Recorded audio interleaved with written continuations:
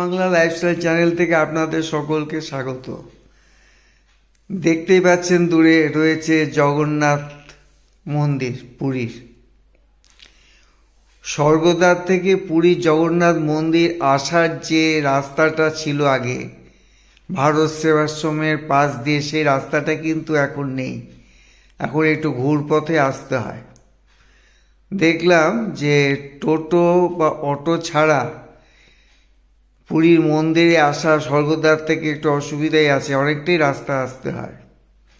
তবে একটা সুবিধা আছে, টাউন সার্ভিস বাস আছে। বাসে করে আসলে একদম পুরীর মন্দির যেখান থেকে দর্শনার্থীদের প্রবেশ করা হয় সেই জায়গাতে বাসটা এসে লাস্ট পর্যন্ত দাঁড়ায়।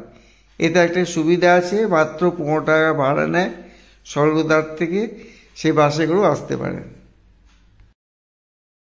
আমরা যখন এসেছিলাম তখন পুরীর মন্দির সজ্জিত হচ্ছে এবং পুরীর মন্দিরের সামনে যে করিডোর তার উদ্বোধন হবে বেশ কিছুদিনের মধ্যেই।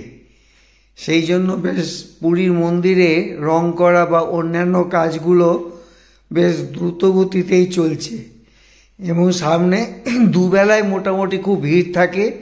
সকালের দিকে চেয়ে সন্ধেবেলার দিকে আসলে ভিড়টা একটু কিছুটা কম থাকে। ডান দিকে একটা টিনের ছাদওয়ালা একটা ঘর আছে, ওখানে জগন্নাথ দেবের প্রসাদ খাওয়ানো হয় 100 টাকার বিনিময়। এবং নিচে রান্নাঘর আছে, রান্নাঘরের সাধারণের প্রবেশ অবশ্য নিষেধ।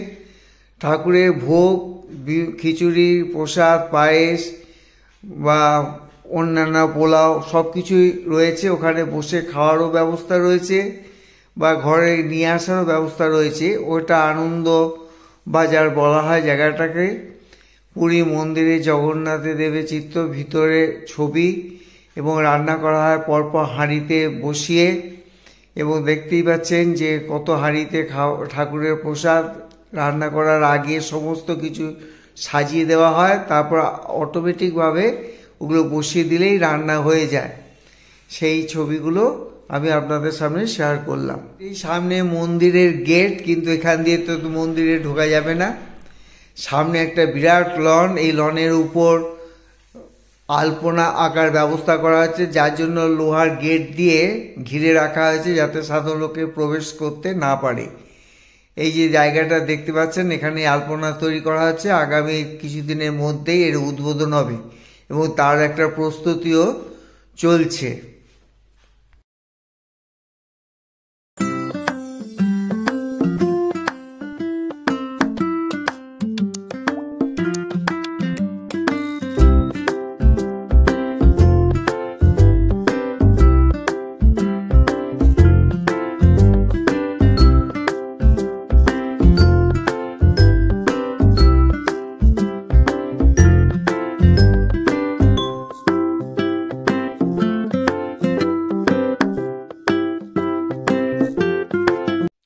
এই যে গেট, এই গেট দিয়ে এবার প্রবেশ করতে হবে।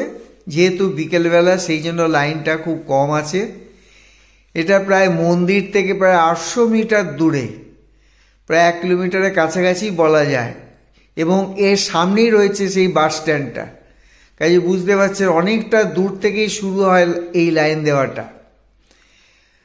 আর এই আগেকার মতন কোনো আধার কার্ড লাগে না, শুধু মাঝখানে এক জায়গায় চেকিং হয় যে আপনার কাছে মোবাইল বা অন্য কোনো তামাকজাত দ্রব্য আছে কি না, তার জন্য একটা চেকিংয়ের ব্যবস্থা রয়েছে। তাছাড়া কোনো কোভিডের কাগজ বা আধার কার্ড এই সমস্ত কিছু নিয়ে ঢুকতে হয় না। তবে একটা সুবিধা আছে, ভিড় বেশি হলে লাইনের পাশেই বসার জায়গা আছে, সেই স্থানে আপনারা বসে কিছুক্ষণের জন্য বিশ্রামও নিতে পারেন। এই লাইন দিয়ে আপনাকে এগিয়ে যেতে হবে ধীরে ধীরে। আরও ব্যবস্থা আছে, যাদের বয়স 60-এর উপর, অর্থাৎ সিনিয়র সিটিজেন যারা হয়তো লাইনে দাঁড়িয়ে বেশিক্ষণ থাকতে পারছেন না, তাদের জন্য একটা আলাদা জায়গা আছে বসে থাকার। তবে তাদেরকে নিয়ে যে মন্দির দর্শন করানো হবে সেই রকম ব্যবস্থা কিছু নেই, তাদেরকে ওখানেই বসে থাকতে হবে।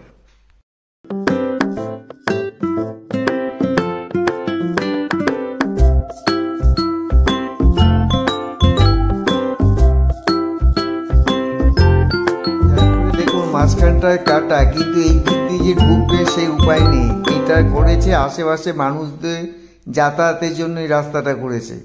তারপর আপনাকে আবার সেই ভিতর দিয়ে লাইন দিয়ে আবার ঢুকতে হবে।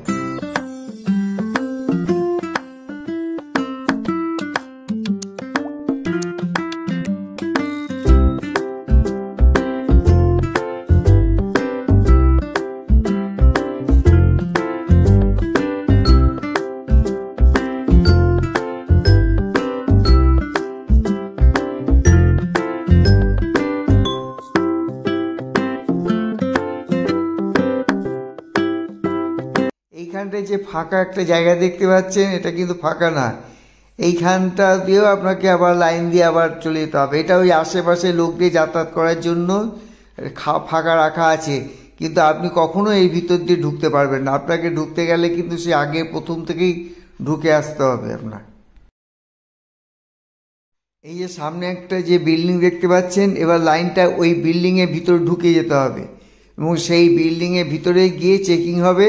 আবার বিল্ডিংয়ের ওপাশ থেকে আবার বাইরে বেরিয়ে এসে ওই যে দিকে দূর দেখতে পাচ্ছেন, ওখান দিয়ে আবার এই যে সব বেরোচ্ছে, ওইখান দিয়ে লাইন দিয়ে আবার মন্দিরের দিকে অগ্রসর হতে হবে।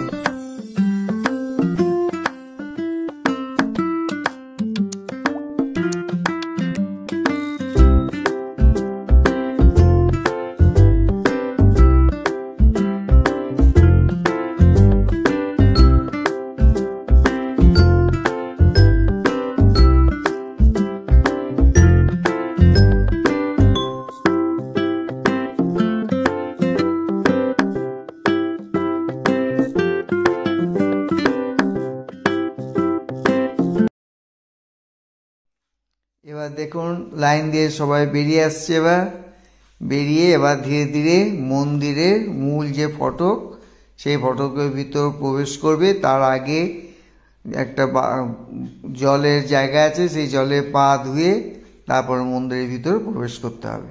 জগন্নাথ মন্দিরের চূড়াতে যে পতাকা রয়েছে, সেই পতাকা প্রতিদিন বিকেল 5টায় পরিবর্তন করা হয়। আগের দিনের পতাকাগুলোকে গুছিয়ে রাখা হয়, নতুন পতাকা ওখান থেকে ছাড়া হয়।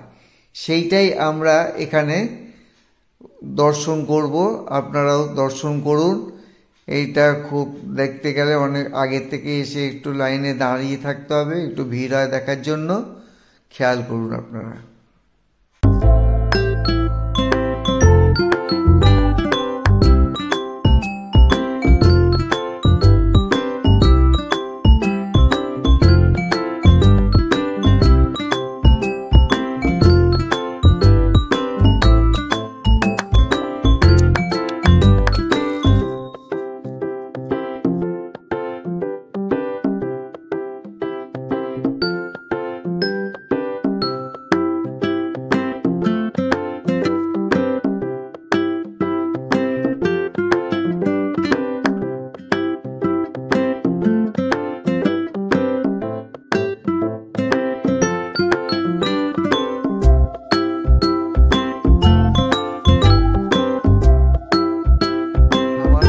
দর্শনের ভিডিওটা আজকে এখানে শেষ হলো।